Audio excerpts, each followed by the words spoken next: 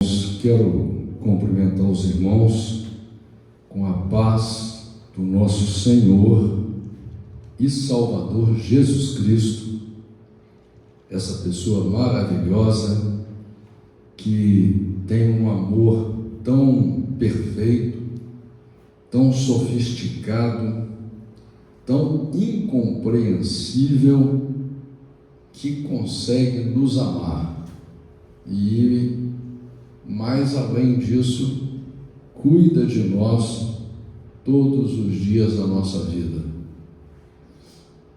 E isso é impressionante, irmãos. Realmente, Deus cuida da gente. Deus cuida até daquelas pessoas que não têm compromisso com Ele, não conhecem Ele, assim como a gente vê lá no livro de Isaías, relatando sobre Ciro.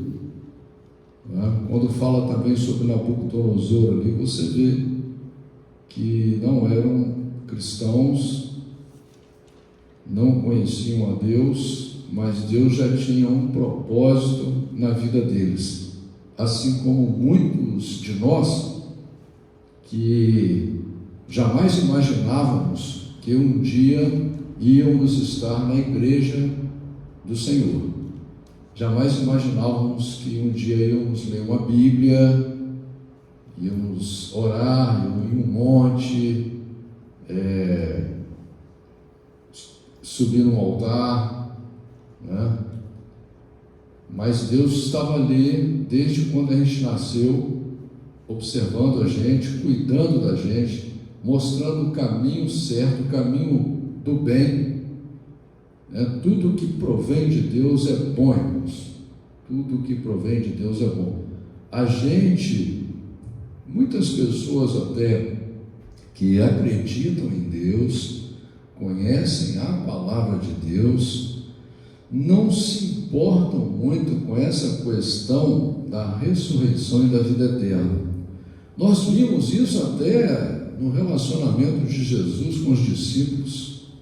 Você vê ali que muitos deles, apesar de Jesus falar várias vezes, a Bíblia já falava sobre a morte e a ressurreição de Jesus, mas eles não acreditavam, ainda estavam querendo ainda o projeto da terra. E assim nós também.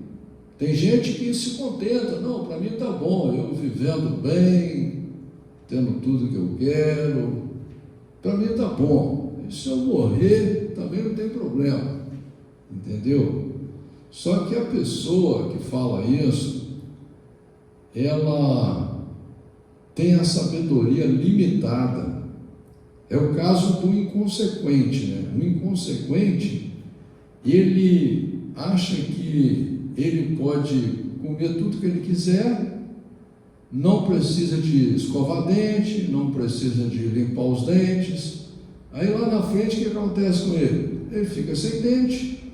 Coisa simples, uma coisa que todo mundo vê, né? Então, o inconsequente, aquele que não exerce o raciocínio que Deus deu, não observa as coisas reais da vida, os fatos da vida, ele acaba, muitas vezes, menosprezando a sua própria vida. Ele acaba desprezando a si mesmo, não dá valor ao prêmio que Deus tem para a gente. E, irmãos, eu sei que é difícil acreditar nisso, tanto que a Bíblia, tanto no Velho quanto no Novo Testamento, ela fala sobre a fé e diz que se nós recuarmos da fé, se nós não acreditarmos no projeto de Deus que está escrito na Bíblia de verdade, se a gente não entregar o coração mesmo e trazer a palavra de Deus para a nossa vida, o que Deus fala? Deus não se agrada, não vai se agradar. Por quê? Porque para Deus não vai fazer diferença nenhuma, o reino de Deus não vai mudar, Deus não vai mudar por causa da gente, mas Deus se entristece porque Ele perde, a gente se torna uma ovelha perdida. Você não conhece a história da ovelha perdida? Não é? Deus vai lá buscar uma ovelha perdida, deixa as 99, vai lá buscar uma perdida. Assim, a gente, na caminhada da nossa vida, a gente acaba dando pouca importância à nossa própria vida. A gente perde muito tempo com pensamentos pequenos, com sentimentos miseráveis, e não dá importância real ao nosso próprio futuro, à nossa própria felicidade no dia do amanhã. Por quê? Porque a gente crê muito pouco. Jesus falou que a fé dos discípulos que andavam com Ele, que viram leprosos sendo curados, viram pessoas ressuscitando até depois de 4 dias morto.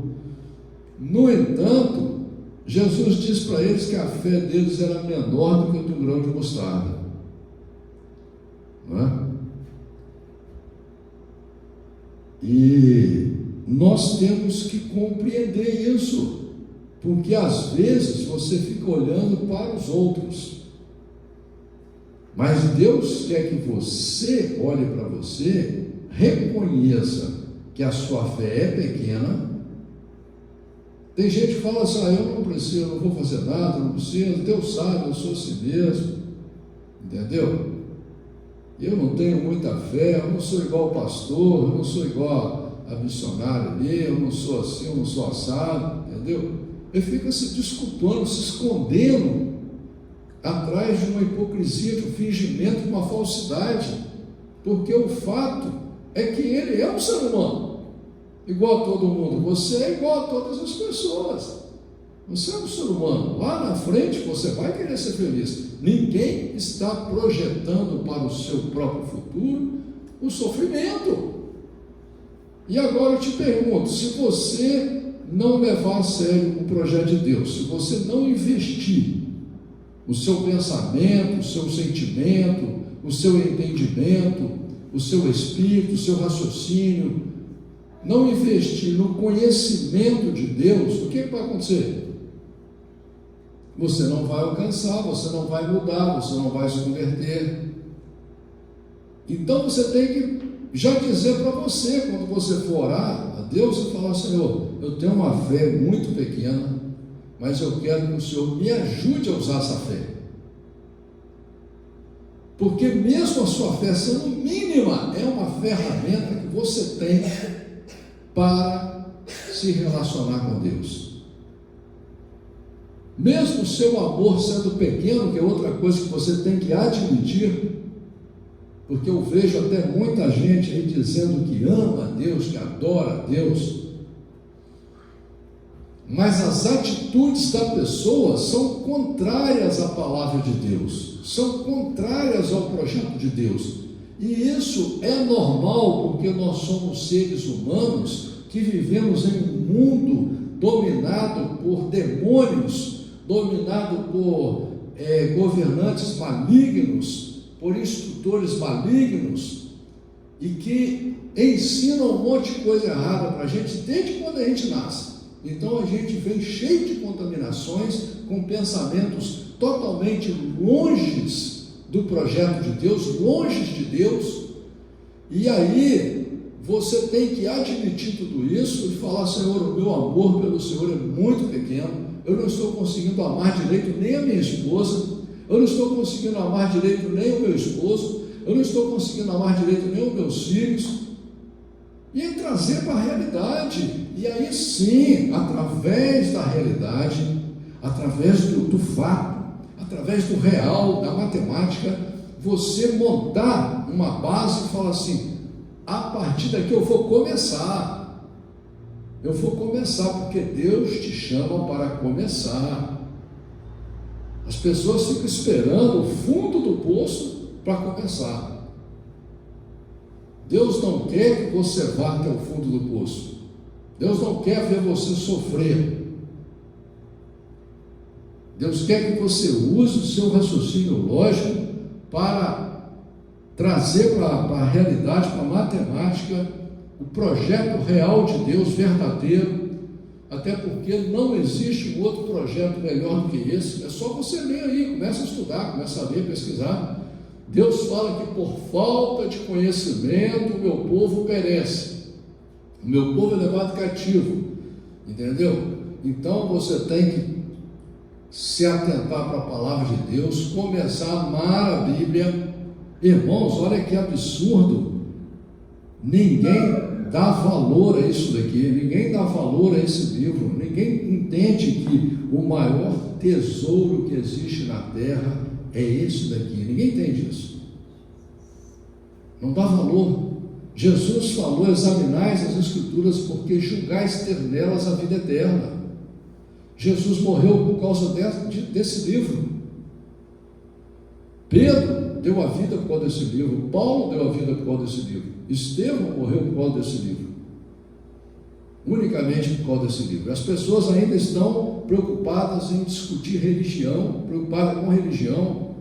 Eu sou isso, eu sou aquilo. A Bíblia já dizia, o apóstolo Paulo já falava, uns dizem eu sou de Paulo, outros dizem eu sou de Apolo, outros dizem eu sou de Pedro. Continua do mesmo jeito, milhares de anos depois, continua do mesmo jeito, as pessoas tratando o relacionamento com Deus como se fosse clube de futebol, como se fosse um mero passatempo sentimental. As coisas de Deus, irmãos, são seríssimas, seríssimas.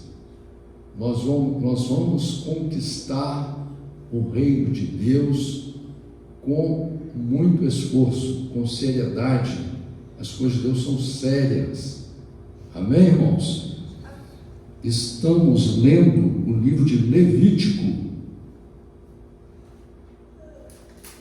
no capítulo 11, que diz a palavra do Senhor assim: e falou o Senhor a Moisés e a Arão, dizendo-lhes: fala aos filhos de Israel, dizendo: estes são os animais que comereis dentre os animais que há sobre a terra. Você vai ver aqui, irmãos, uma referência muito importante, porque esse capítulo ele é muito importante para o ser humano. Você vai ver uma referência em Deuteronômio, capítulo 14, do 13 ao 20, Mateus, capítulo 15, versículo 11, Marcos, capítulo 7, versículo 15 e 18, Atos, capítulo 10, versículo 12, Atos, capítulo 15, versículo 11, não, irmãos, perdão, Atos capítulo 10, versículo 12 e 15, Atos capítulo 11, versículo do 6 ao 9, Romanos capítulo 14, versículo 14, Colossenses capítulo 2, versículo 16 e 21, Hebreus capítulo 9, versículo 10. Dentre os animais, todo o que tem unhas fendidas, e a fenda das unhas se divide em duas, e rumina, dele comereis. Destes, porém, não comereis. Dos que ruminam ou dos que têm unhas fendidas, o camelo que rumina, mas não tem unhas fendidas, esse vos será imundo. E o coelho, porque rumina, mas não tem as unhas fendidas, este vos será imundo. Inclusive do coelho aqui, irmãos, você vai ver uma referência importante lá no livro de Romanos, capítulo 1, versículo 23, 1 Coríntios, capítulo 10, versículo 20, Deuteronômio, capítulo 14, versículo 7. E veja bem que a Bíblia aqui, ela está dizendo que coelho é considerado um animal imundo, certo? Então, Deus, quando tira o povo de Israel da escravidão de mais de 400 anos no Egito, Deus estabelece um rito uma comemoração, uma festa, para que eles se lembrassem da saída deles da escravidão para a liberdade, tirados por Deus. E foi criado aí a Páscoa. E na Páscoa, Deus define claramente como deve ser o rito da Páscoa. Deus diz que a Páscoa tinha que ser feita com um cordeiro, que já simbolizava Jesus, que é o Cordeiro de Deus. E esse cordeiro tinha que ser puro, sem mancha, sem mácula, né? E aí o que acontece? O homem, né? Os seres espirituais das hostes celestiais da maldade, usando as pessoas, os religiosos, eles inventam a Páscoa do homem, que daqui a pouco vai ser comemorada aí. Na Páscoa do homem, o animal que eles usam para simbolizar é o coelho, que jamais poderia estar ligado a uma festividade de Deus, porque as coisas de Deus são santas, são puras. Deus não se deixa contaminar. Se a pessoa fizesse uma festa qualquer aí e usasse o coelho como símbolo, tudo bem, mas uma festa de Deus não. Na festa de Deus não pode ter animal imundo, não pode ter comida fermentada, pão fermentado, bolo fermentado, bebida fermentada. Essa é a realidade. Então isso aqui, irmão, já mostra claramente que essa Páscoa que o homem inventou aí, ela é uma abominação à verdadeira palavra de Deus. Versículo 6: E a lebre, porque rumina, mas não tem as unhas fendidas, essa vos será imunda. Também o porco, porque tem unhas fendidas, e a fenda das unhas se divide em duas, mas não rumina, este vos será imundo.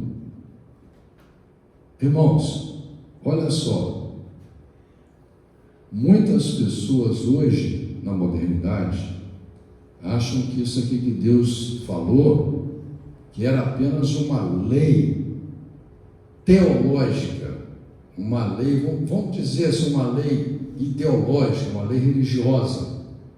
Não, isso aqui é uma lei científica. Naquele tempo não existia laboratório de ciência, naquele tempo não existia um laboratório para você tirar um sangue, não existia equipamentos para você analisar uma carne de um animal. Hoje nós sabemos que o porco transmite uma série de doenças, uma série de vermes e de vírus que matam as pessoas, que causam muita dor e sofrimento, pode até causar uma epidemia, né?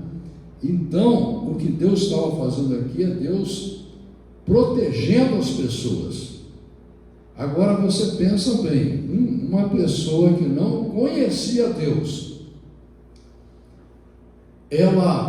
você pregar isso para ela ia falar que é absurdo. A gente come morcego, a gente come rato, a gente come pernilongo, a gente come qualquer coisa, não vai comer um porquinho, a coisa mais linda do mundo, carne deliciosa. Só que, como estou falando, isso não é uma lei ideológica nem religiosa, isso é uma lei científica, Deus protegendo o seu povo, e essa lei continua até hoje. Essa lei continua até hoje, porque o animal continua sendo o mesmo, e as doenças que ele transmite continuam sendo as mesmas. Inclusive aqui nós vamos ler sobre peixes também, né? Tem peixes aí que, conforme a época do ano, se você comer ele vai te contaminar, ele vai te adoecer. Das suas carnes não comereis, nem tocareis os seus cadáveres, estes vos serão imundos. De todos os animais que há nas águas, comereis os seguintes: todo o que tem barbatanas e escamas nas águas, nos mares e nos rios, esses comereis. Mas todo o que não tem barbatanas nem escamas, nos mares e nos rios, todo o réptil das águas e todo o ser vivente que há nas águas, estes serão para vós abominação. Ser-vos-ão, pois, por abominação da sua carne não comereis, e abominareis o seu cadáver. Tudo o que não tem barbatana ou escamas nas águas será para vós abominação.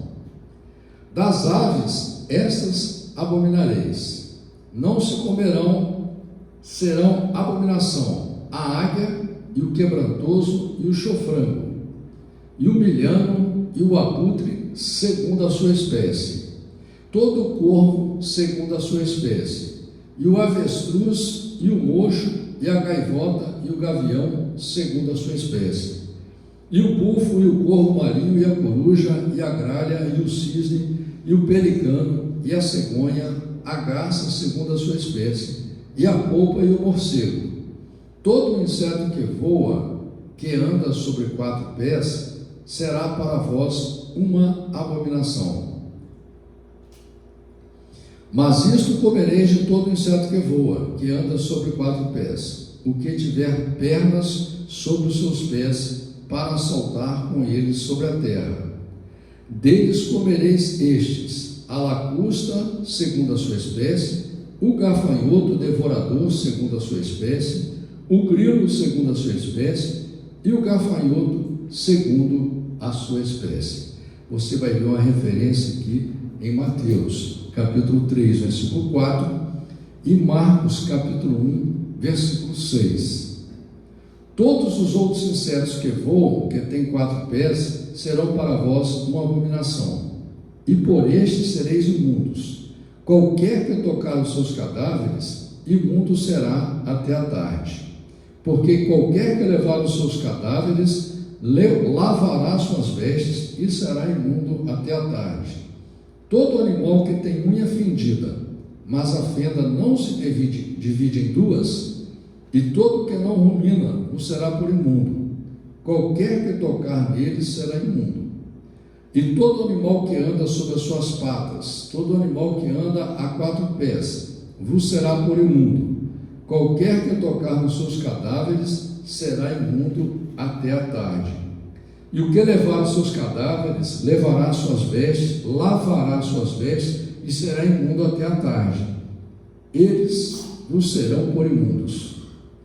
Estes também vos serão por imundos entre os répteis que se arrastam sobre a terra, a doninha e o rato, e a tartaruga segundo a sua espécie, e o ouriço cacheiro, e o lagarto, e a lagartixa, e a lesma, e a toupeira. Estes serão por imundos dentre todos os répteis. Qualquer que os tocar, estando eles mortos, será imundo até a tarde. E tudo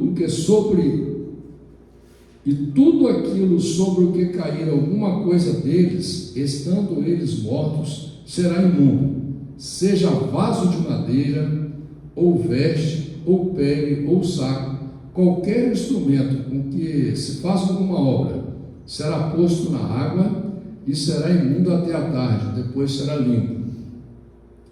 E todo vaso de barro em que cair alguma coisa deles, tudo o que houver nele será imundo, e o vaso quebrareis.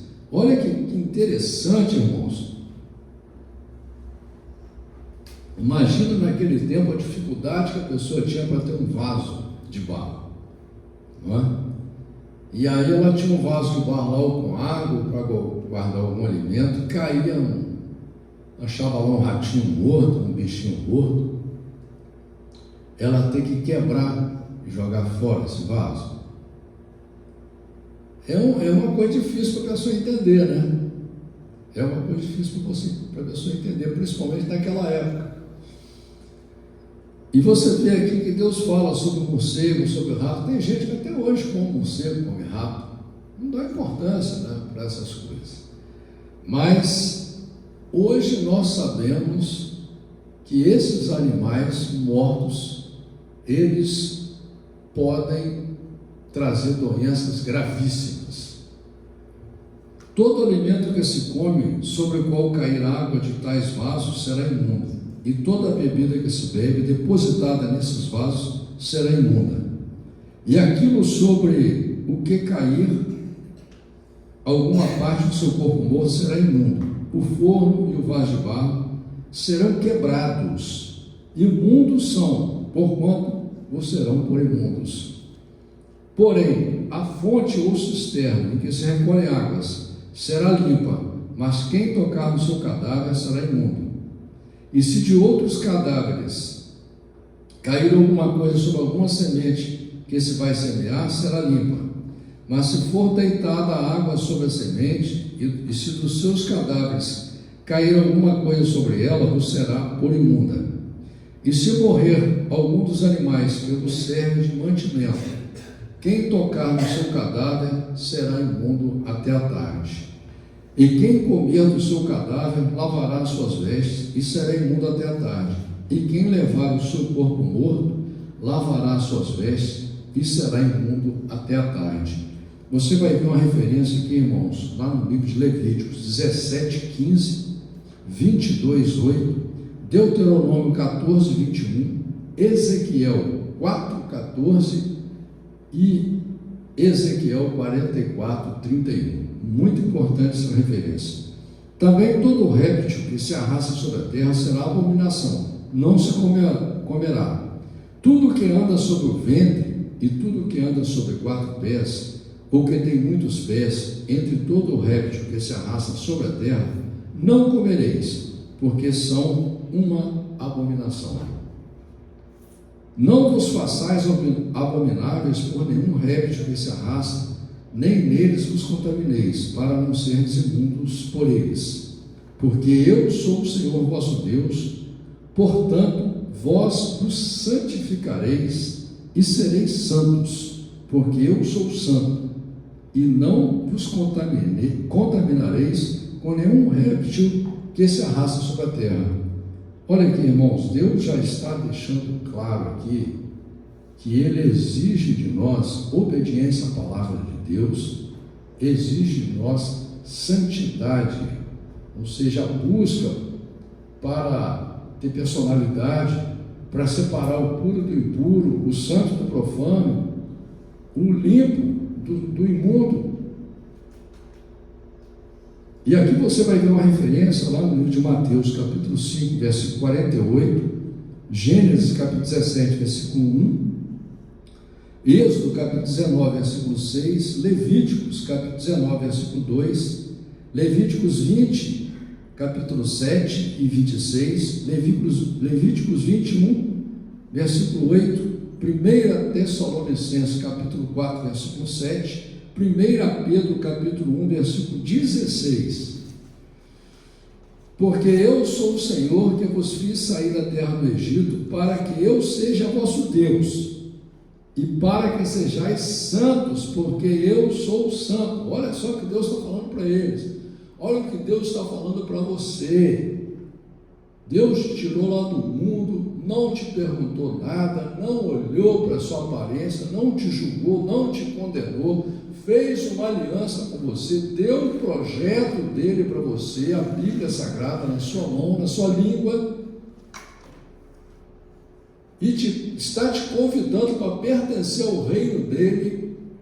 Tudo que o seu interior, a pessoa que está aí dentro de você de verdade deseja, que é viver no mundo do bem, um mundo bom, Deus está te oferecendo gratuitamente. Então, Ele está dizendo aqui que Ele te escolheu para ser o seu Deus, para ser o seu Pai, para ser o seu Rei, o seu governador. E agora o que Ele quer? Que você tenha uma vida santa, você realmente entregue seu coração a Deus, comece a ler a Bíblia de verdade, direito, comece a fazer a oração certa, e começa a tomar atitude diária de se transformar. Porque, irmãos, Deus está vendo a nossa vida 24 horas. Não adianta você achar que você está com Deus, achar que você tem direito ao céu, achar que porque você lê a Bíblia, porque você acha que você está certinho, que você é santo, que você tem as suas teorias, porque você não vai mudar Deus por causa disso não. Você vai mudar Deus quando você quebrantar o seu coração e aceitar a palavra de Deus e trazer ela para você. Inclusive a palavra que já está escrita no seu coração, no ser humano que você é. Se você comparar com o que está escrito na Bíblia, o projeto de Deus, você vai ver que já está escrito em você. No fundo é o que você quer, mas você nega todos os dias isso.